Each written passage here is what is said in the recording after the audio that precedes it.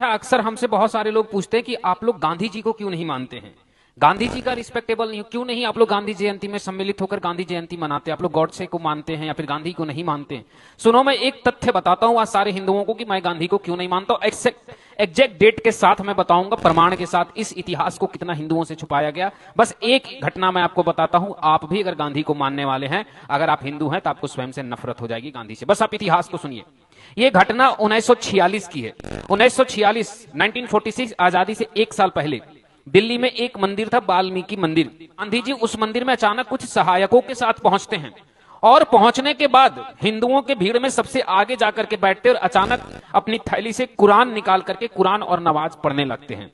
और जब कुरान और नमाज पढ़ने लगते हैं तो वहां पे बैठे हुए एक हिंदू महिला को बुरा लगता है और वह लाकर के गांधी जी से विरोध करती है कि गांधी जी, आप ये कुरान हिंदू मंदिर में नहीं पढ़ सकते। तो गांधी जी उस महिला से बहस करने लगते हैं और गांधी जी ने कई अभद्र भाषाएं उस महिला को बोले। वो जो गांधी जी महिला सम्मान की बात करते थे, एक हिंदू महिला देख करके भी सम्मान उनकी खो गई और उनके साथ बहस करने लगे। जब महिला कमजोर पड़ने लगी तो वहां पे बैठे हुए सारे हिंदू गांधी जी का विरोध करने लगे और गांधी जी को बोले, अगर आपको भाईचारा चाहिए तो पहले जाकर के मस्जिद में जाइए और मस्जिद में आप रामायण या भगवत गीता पढ़कर दिखाइए। वहां आप भगवत गीता का पाठ कीजिए, हम आपको मंदिरों में कुरान का पाठ करने देंगे। सोचिए गांधी जी की कैसी मानसिकता थी। गांधी जी जब देखे कि हिंदू यहां विरोध करने लगे, वे चुपचाप उस मंदिर से निकले और कहीं नहीं गए, थाने गए। थाना में जाकर के एफआईआर कराए। और उस समय क्या था 1946 में, गांधी मतलब अंग्रेज। जितनों अंग्रेजों की ताकत थी उतनी गांधी की ताकत थी। अंग्रेजों की सेना गांधी जी की सेना, अंग्रेजों की सरकार गांधी जी की सरकार। सोचिए कि गांधी जी की अंग्रेजों के अंदर कितनी पहुंच थी कि अंग्रेजों के शासन काल में 1946 में गांधी जी के एक कह देने से नेहरू जी को प्रधानमंत्री बना दिया गया था। आप में से इतिहास शायद नहीं जानते होंगे, मुझे लगता है आप लोग जितने बैठे हैं कोई नहीं जानते होंगे। मैं बता दे रहा हूं, नेहरू जी 1946 में भारत का पहला प्रधानमंत्री बना था। और कौन बनाए थे? गांधी जी के कहने से अंग्रेज बनाया था। तो सोचिए, गांधी जी दैट्स मीन्स अंग्रेज and English judiciary is that's means Gandhi ji. Gandhi ji से ही इंग्लिश जुडिशरी, किस देश के क्रांतिकारी को फांसी मिलना चाहिए, ये तक डिसीजन गांधी जी के साथ होता था। आप जाकर के पढ़िएगा, भगत सिंह की फांसी से एक महीने पहले जब ये डिसीजन हुआ था तो एक अंग्रेज ने लिखा कि मुझे लगता था कि गांधी जी इसका विरोध करेंगे, लेकिन दुर्भाग्यता मैं इस चीज को समझा कि खुद देशवासी ही भारत के समर्थक में नहीं है जो भारत के लिए लड़ रहे हैं। उसके बाद पुलिस के साथ जब एफआईआर करवाया गया तो वहां पे अंग्रेजों की उस जमाने की पुलिस फोर्स आई और हिंदुओं को दौड़ा दौड़ा कर लाठी मारा गया था वाल्मीकि मंदिर के अंदर। और मारने के बाद जो हिंदू भाग पाए सो भाग गए और जो ना भाग पाए उसमें से 107 हिंदुओं को गांधी जी के द्वारा पुलिसों ने गिरफ्तार किया और थाने में ले जाकर के उन्हें मारा गया। उनकी कई संपत्तियों को जब्त किया गया, उन पर कई गंभीर धाराएं लगाई गई। और साथ ही साथ दुर्भाग्यता ये बात है कि वे लोग 1947 के आजादी के बाद भी जेल में पड़े रहे, क्योंकि गांधी जी का इच्छा नहीं था कि उन्हें छोड़ा जाए। और सबसे बड़ी बात है कि उन 107 हिंदुओं के घर परिवार और सब कुछ पेपर में डाल करके गांधी जी ने सार्वजनिक करवा दिया था कि इसे कट्टरपंथी भी देख ले। उसके बाद देश में सारे हिंदू जब इस बात को जान गए तो गांधी जी का विरोध में कितने हिंदू उतरने लगे। तब गांधी जी ने एक नया नारा दिया, हे राम, मैं राम भक्त हूं। आप जाकर के पढ़िए, जहां पे मंदिर टूटा गांधी जी साथ दिए।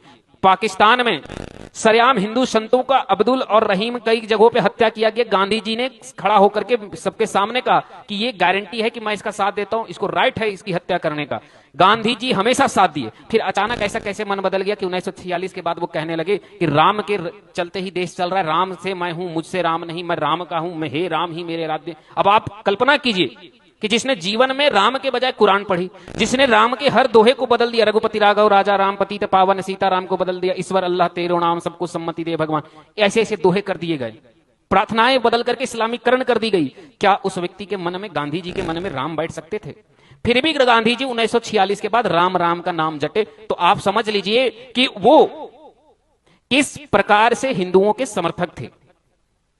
उसके बाद यही नहीं, गांधी जी ने हिंदूवादियों को तो मंदिर में तो इतना किए सो किए। उसके बाद जब देश आजाद हुआ तो भारत पाकिस्तान का बंटवारा हुआ तो गांधी जी ने कहा था कि पाकिस्तान से आने वाले हिंदुओं को यहां नहीं आने चाहिए। अगर उनकी मां बहन बेटियों के साथ बलात्कार हो, चाहे जो भी हो, उन्हें पाकिस्तान में ही रहना चाहिए। यानी जो हिंदुओं को ने वोटिंग नहीं किया, सत्ता में गांधी नेहरू, उसके बाद वोटिंग किया मुसलमानों ने और देश बांट करके दे दिए। सोच करके देखिए कि हैदराबाद और पश्चिम बंगाल दो जगह पर दंगा हुआ। पश्चिम बंगाल में दंगा मुसलमानों ने शुरू किया, हैदराबाद में दंगा मुसलमान शुरू किए। महीने भर हिंदू कटते रहे, लेकिन गांधी जी उठ करके ना हैदराबाद पहुंचे ना बंगाल पहुंचे। लगभग आपको यह भी इतिहास गलत बताया जाता है, गोपाल पाठा उठकर लड़, 1 महीने तक जब हिंदू का नरसंहार हुआ तब गोपाल पाठा थक गए और जान गए कि गांधी जी अब नहीं आने वाले, कोई देश में हिंदुओं को बचाने वाला नहीं है। तब गोपाल पाठा युद्ध के लिए तैयार हुआ और जैसे ही उन्होंने कुछ दिन मात्र मुसलमानों का प्रतिकार किए, गांधी जी सीधे हैदराबाद छोड़ करके बंगाल पहुंचे और बंगाल में गोपाल पाठा को हथियार धरने के लिए विवश करने लगे। सोच कर देखिए, 10,000 हिंदू महिलाओं का बलात्कार 1947 में आजादी के बाद हैदराबाद में हुआ।